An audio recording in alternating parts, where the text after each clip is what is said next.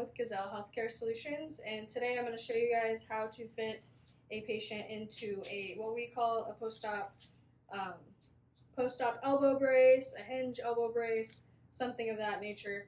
These do have dials right on the side. Okay, so I just wanted to show like a close-up of the hinged elbow brace that we have here at Gazelle.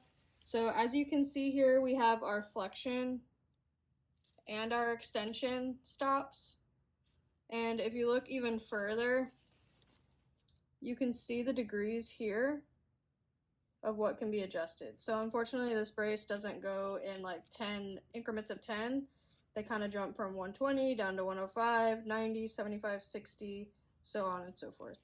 It does have a 0 for the flexion, and the extension can also go to 0, and you can lock the brace out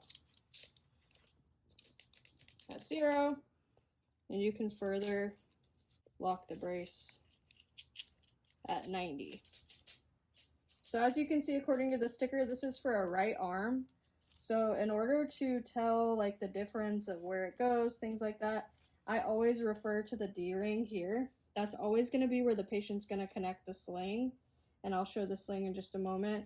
But that's how that's going to be connected. It's going to be connected at that piece, and then this piece is going to go on my right arm up against the elbow, like up against the elbow and up against the wrist. So in order to lengthen the brace, we have a push tab here, and that can be extended. And then we also have another push tab down at the wrist, and that can be extended as well.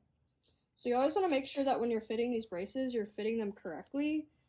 This top portion of the brace should be like 2 finger widths distance from right up under the patient's axillary area, the armpit. And then with the wrist, you want to make sure that this is extended at least 2 finger widths distance of the ulnar styloid process, which is that bump on everybody's wrist. Another thing that I would like to show you guys is this liner on the inside. It's padded, so it gives patient support.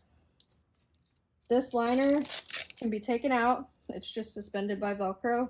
So you can take it off and kind of reposition it according to what's comfortable for the patient.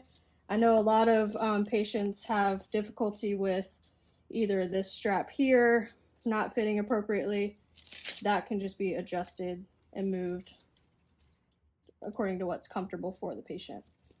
With that, all of these tabs here are completely moldable, so you can just contour it like that to really fit the patient better. So I went ahead and opened up all of the Velcro first, and I'm going to put it on my patient. It's going to be on her right side. Okay, so whenever we're putting something on a patient, we want to make sure that their arm is supported, because sometimes we don't know what we're walking into. They might have an unstable fracture at the olecranon, something of that nature, or something else going on with the shoulder. So just have the patient support their own limb, and make sure that they don't have any jewelry on the wrist or anything like that, because it might get in the way with the brace. So when we're putting it on, we want to make sure that this dial, this range of motion dial, is going to be right on the outside of the patient's elbow, on that lateral aspect of the epicondyle.